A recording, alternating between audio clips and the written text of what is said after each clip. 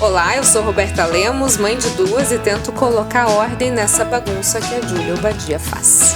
E eu sou a Júlia Obadia, pediatra, mãe de 3 e a responsável pela bagunça de todo dia.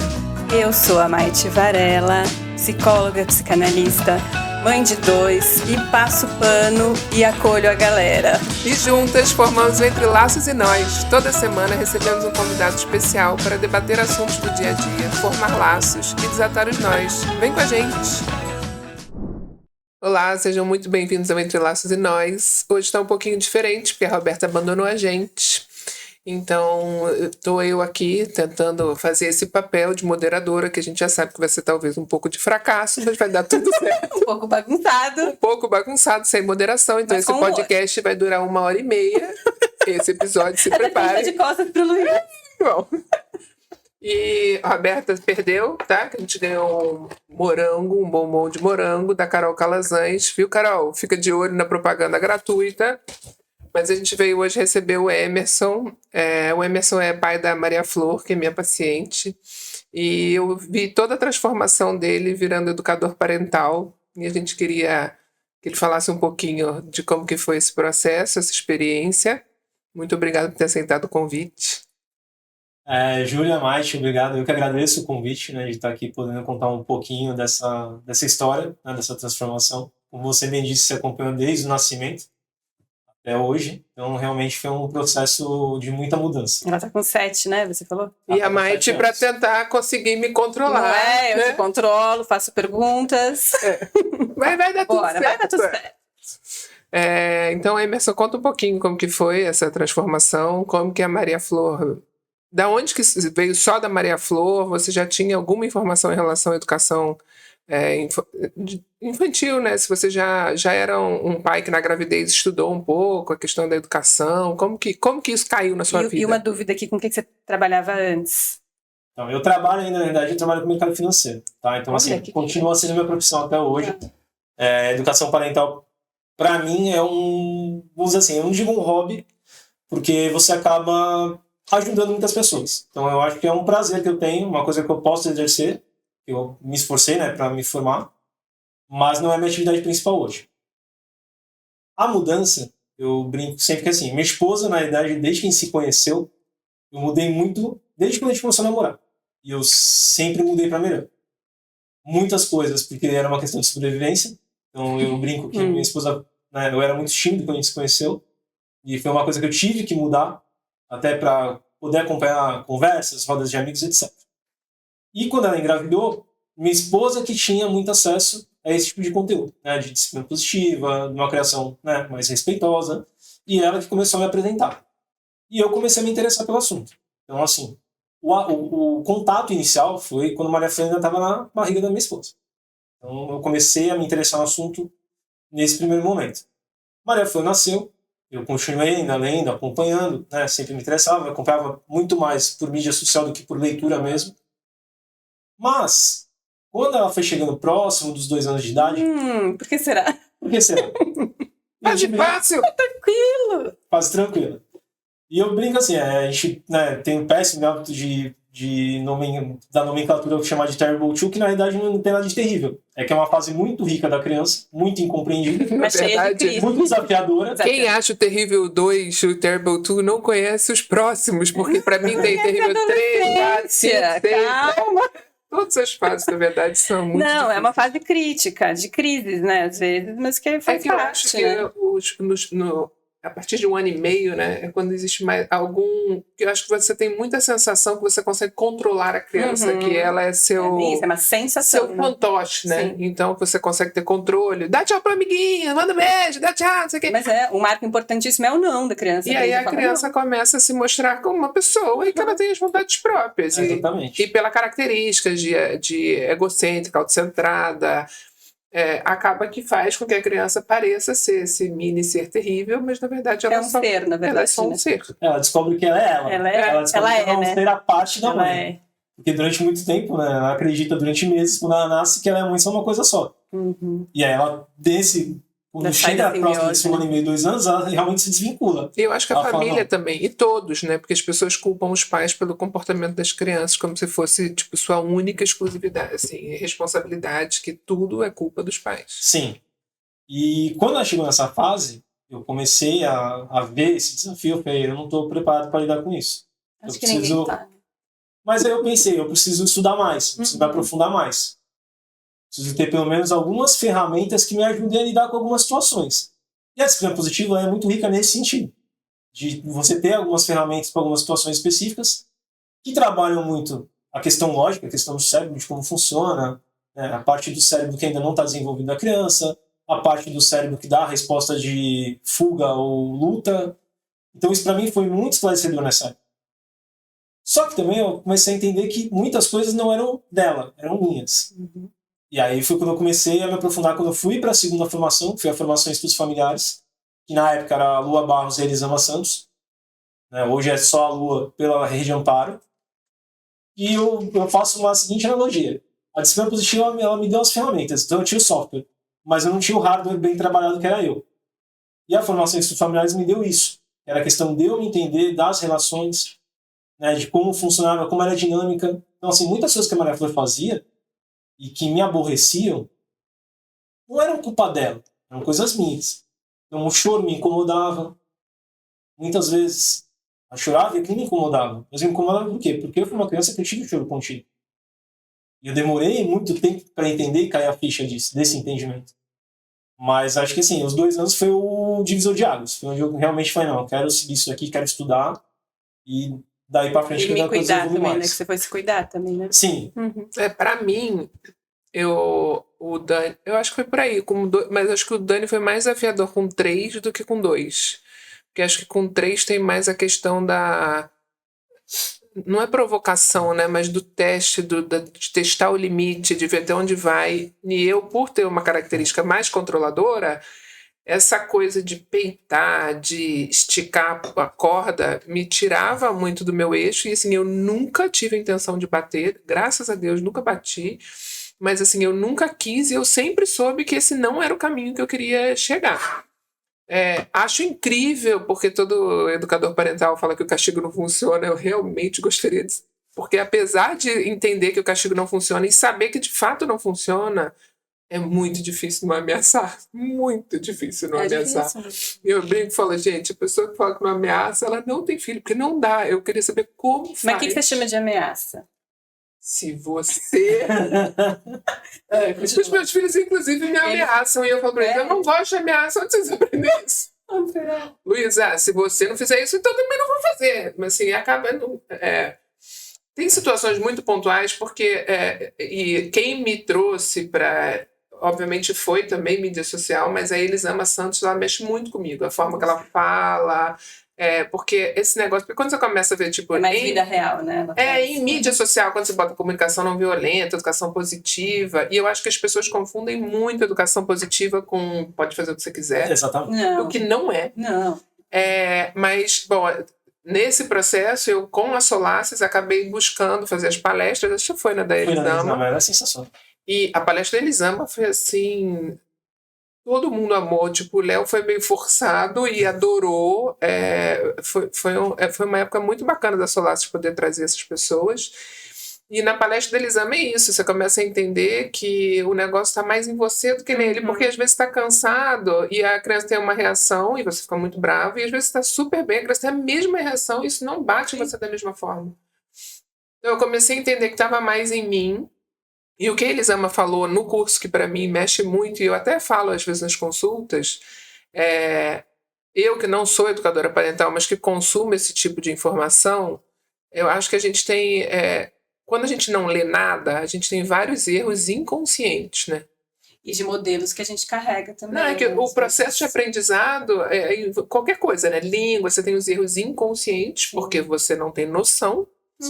Aí quando você começa a estudar, a ler, você passa a ter os erros conscientes, então você percebe onde você está errando, e aí você está buscando os acertos inconscientes. Aí você vai ter acertos conscientes que você vai se forçar, porque você sabe que é aquilo que você precisa fazer, até que você comece a ter acertos inconscientes, porque já está tão medular que vai.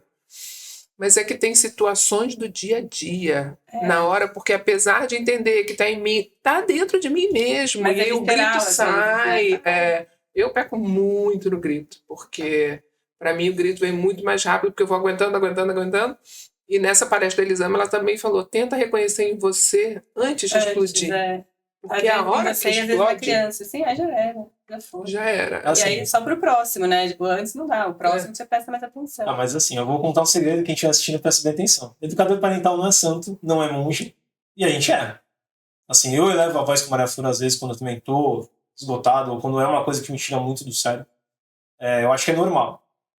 Eu acho que assim, a gente não pode deixar a exceção virar regra. Eu parto sempre desse princípio. Então você, em alguma medida, você vai errar. Você vai gritar, você vai... A Maria Flor brinca com a gente que a gente faz chantagem com ela, de vez em quando, e acontece. E faz, né? Um pouquinho faz. Às vezes você vai, mas pede um bagulho pra ela. Ela não quer fazer, a Maria fala, filha, mas pô, né? Se não fizer, não vai poder ver televisão, filha. Então assim, a gente tenta, na medida do possível, assim, negociar, ter os limites, né? Colocar assim, olha, até o tal horário, esse celular até o tal horário. Depois esse horário não tem. E aí negociável, acabou. Não, mas não. Mas não, já tá negociado isso. Mas tem coisa que você vai escorregar, você vai fazer diferença, vai fazer, vamos dizer assim... Tem coisa que a gente aprende fazendo, né? Testando, que cada criança às vezes é de um jeito. Sim, é que eu acho que assim, o que a Júlia falou, que é muito legal, é a questão de você, do erro consciente e inconsciente. E eu falo que assim, nossos pais, eles deram uma educação pra gente que veio. Né? Então eles trouxeram. Então assim, foi exatamente carregado. Download do que eles receberam, eles, pumba. Só repassar. A gente tem muito acesso à informação. Então, é muito mais fácil para a gente ter uma atitude intencional de educação do que a gente... Eu não acho que é mais fácil, não. Acho que a gente tem muita sobrecarga do que tem que fazer. Até o excesso de informação atrapalha, hoje né? você tem na internet, tem mídia social, tudo que a gente não tinha na nossa época. Porque dá a sensação de que existe uma forma certa a se fazer. Uma forma única e certa. Não existe. Não. O Dani, quando ele era pequenininho, que você estava no meio de um ataque, se eu abraçasse ele ia me chutar tanto, que eu ia ficar com tanta raiva. Talvez precise do espaço. Os meus filhos, quando eles começam a dar muito chilique, quando eu consigo, eu falo, eu vou ficar aqui sentada, esperar se acabar, porque a minha vontade é de gritar junto. Então aí, quando eu tenho paz de espírito, eu falo, vou ficar aqui sentado, quando se acabar eu tô aqui. Mas enquanto você tá berrando... É que essas informações, né, mas acho que vem com a responsabilidade, né? Sim. Nossa, a gente sabe agora, talvez, né, que eu venho de um lugar muito privilegiado, porque eu tive um modelo muito bom, né, dos meus pais que já eram como nós somos, mais ou menos era tudo na base da conversa, enfim. Então, Viu, gente? Virou psicólogo, olha, por isso. Mas de verdade, foi um baita privilégio, porque e eu era a diferente, porque não apanhava, porque todo mundo apanhava. Eu nunca apanhei. No dia da palestra da Elisama, eu fiquei bem impressionada que eu tive algumas pacientes que ficaram super emocionadas. Eu tive uma que falou para mim que ela não só apanhava, como a mãe batia mais nela quando ela sangrava, quando tinha alguma coisa assim, tipo, batia mais. Então, assim, é uma coisa para mim. A violência era normalizada. Eu nunca tive, assim, eu não lembro da minha mãe bater em mim. Eu acho que não, eu acho que de repente dava tipo tapinha. Sim, e que era permitido, que era autorizado e que era até às vezes recomendado, né? Mas a violência não é uma coisa que marcou a minha infância longe. Meus pais. E assim, e é isso, eu nunca achei que bater ajudasse, mas às vezes, tem vezes que eu tô contando, eu falo, gente, se vocês tivessem nascido na década de 80... E às vezes não é só bater, porque tinha, né, enfim, depende do nível, claro, de violência, né, mas a violência verbal, né, psicológica, enfim, também às vezes pesa até mais, né, do que a com certeza, fazia bullying dentro de casa, sim, né? Sim. E aí eu queria... Foi engraçado, porque eu já sabia que eu ia te chamar, e aí agora eu acabei de passar as férias com as crianças. E tem umas coisas bem pontuais, assim. História boa. Tem coisas bem pontuais que eu queria poder ligar e falar, viu, deixa eu te contar. O que eu faço agora? A Bia, minha filha, tem muito problema com botar roupa justa. Então ela não usa calça legging de jeito nenhum. Agora imagina, você vai pra neve, que meu marido teve essa ideia brilhante. E tem que botar 28 camadas, sendo que a segunda pele é nada mais do que uma legging. Então, dos 7 dias, ela chorou 10 por ter que botar a roupa e, assim, chiliques monstros. E aí eu ficava olhando e pensando, eu sei que eu deveria falar, filha, eu entendo que você não quer botar a leg, mas a gente já tá 1h30 atrasado da nossa programação. E aí, assim, no início você começa, não, filha, que é melhor pra você, porque esquenta no meio do caminho, eu já então não veste, vai pelada, faz se você quiser. Mas eu vou passar frio. E eu falava, então... Qual é a opção, né? Não, não tem opção, e não sei o quê. Aí tinha uma hora que eu falava, minha filha, você vai entrar no carro com roupa, sem roupa, pelada, eu vou te botar no carro. Se você não botar essa roupa em 5 minutos, você vai estar pelada dentro do carro, porque eu vou te botar no carro. Funcionou? Funcionou. Funcionou berrando. Aí, assim, o que eu fiquei pensando que eu tinha que falar com ele... Aí, bom, fomos fazer esquibunda na montanha lá, sei lá, menos quanto tava, ela lá com a roupa, brava, com a tal com... E aí, ela já tava feliz com a roupa. Aí quando a gente resolveu fazer esquibunda, aí a moça falou, pra proteção, o ideal é botar um capacete, óculos. Aí você imagina a alegria da criança com um capacete, óculos. A hora que botou a cara dela, mas a gente tava no topo da montanha. Não tinha outro jeito de descer. Tinha um teleférico, mas, pô, a gente gastou sei lá quanto de dinheiro. Todo mundo queria descer de esquibunda e ninguém queria abrir mão do descer de esquibunda. Eu não vou. O Daniel já tinha ido. E a Bia, não vou. Falei, não, vai. Aí teve uma hora que eu falei, querida, desculpa, mas você vai. Eu peguei, agarrei ela. Não! E foi assim, uma cena. Tipo, não! Do lado. Enfim, aí no final das contas ela desceu, adorou. E eu ainda pensei, bom, talvez não tenha sido a melhor forma de conduzir. Mas ali, né? E, bom, a gente chegou lá embaixo, o Daniel tava chorando, porque ele achou que ele tinha se perdido, porque a gente tava 20 minutos, ele tava 20 minutos sozinho lá embaixo. Congelando. Frio, em outra língua. Abandonado. E aí eu fiquei pensando, gente, o que uma pessoa assim, normal, razoável, faria? Porque, tipo, eu forcei ela berrando, gritando, puxando, até que ela achou legal. Mas ela podia não ter achado. Podia. Mas assim, o que você faz? Tipo, aí às vezes eu penso, pronto, aí eu vou pagar a terapia dela aos 5 anos por esse evento. Eu acho que assim, não tem certo e errado. Acho que são as opções. Porque, por exemplo, Maria Flor tem esse incômodo com... E eu entendo exatamente o que você falou. Vivência. Ano passado, a gente passava, às vezes, para sair com a Maria Flor pra ir pra escola, por uma calcinha. Era uma briga tremenda. Até a gente descobrir que ela tinha transtorno sensorial. Ela tinha incômodo, realmente.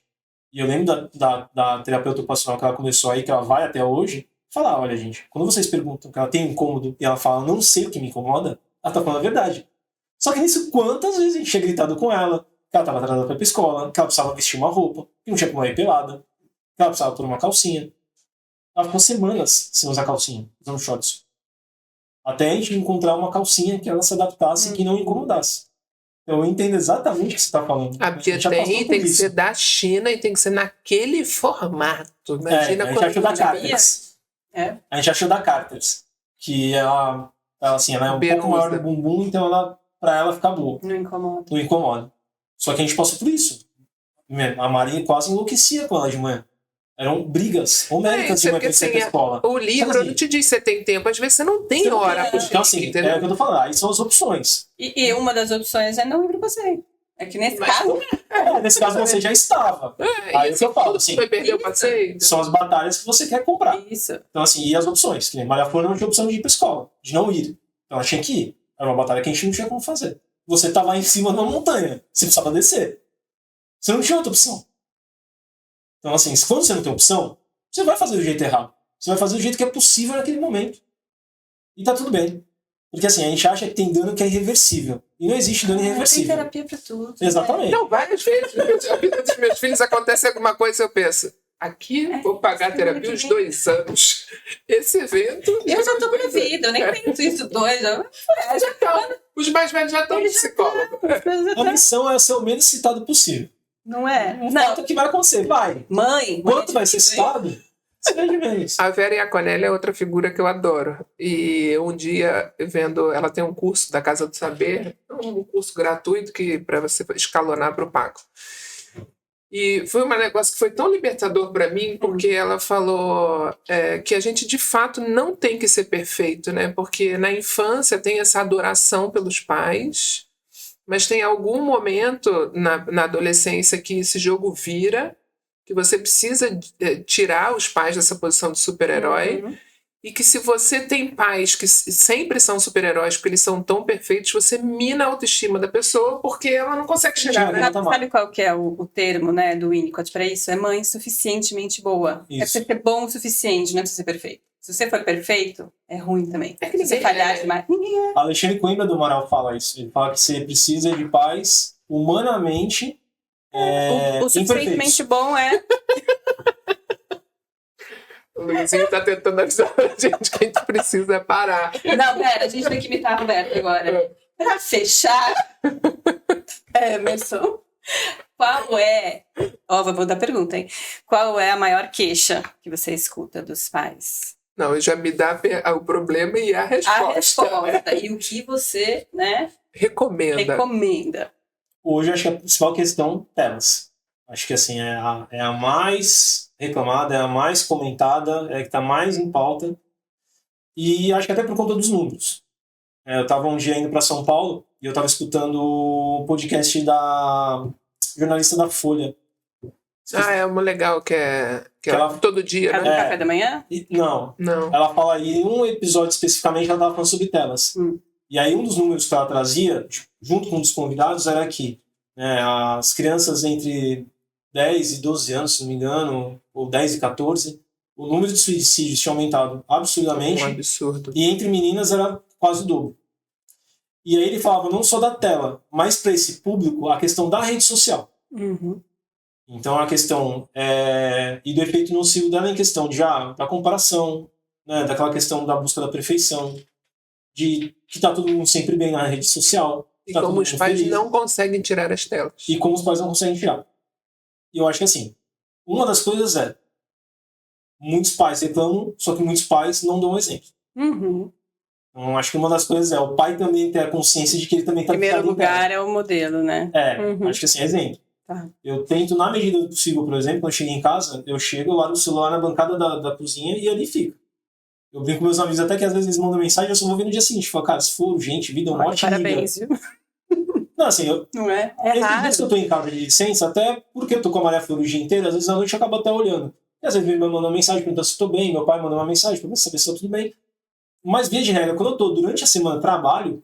Isso que eu ia falar, que às vezes a gente tem a desculpa do trabalho, né? Não, mas eu chego em casa, eu desligo. Assim, as pessoas sabem. Minha resposta está às 18, 18h30, no máximo, estourando. E até a televisão, às vezes, em casa, eu e a Mari, desde quando a Maria Flor era muito pequena, a gente sempre opta, às vezes, nem ligar a televisão. A gente já desliga. Eu lembro que uma vez eu estava conversando com um amigo meu, que a Júlia conhece, Thiago, e ele falou um negócio que eu vi as crianças falando o mais velho falando de notícia, de guerra. Quando começou a guerra da Ucrânia, eu falei, Thiago, mas de onde ele tirou essa informação? Não, porque a televisão fica ligada no jornal em casa, e ele viu. E, cara, mas eu nem ligo a TV em casa, quanto mais em jornal. Assim, tem informação que a criança não precisa receber. A gente não vê, né? Eu só vejo que vira meme. Exatamente. Então, assim, o quanto que a gente disponibiliza essa informação para a criança e o quanto que a gente está dando de exemplo. Acho que, assim, as duas coisas são as mais importantes. Você evitar a todo custo é impossível. E aí também eu acho que é uma questão de bom senso e de realidades. Falta tanto, né? Porque, bom senso. Sim, e acho que é de questão de realidades também. Porque a gente tem uma situação privilegiada de repente, ter uma rede de apoio, de ter uma escola a tela disponível. É rede de apoio, né? Em momentos. Mas eu tô falando que assim, tem famílias, às vezes, as pessoas menos favorecidas, que elas vão ter a tela como única rede de apoio. Sim. Às vezes a pessoa trabalha 12, 13, 14 horas fora.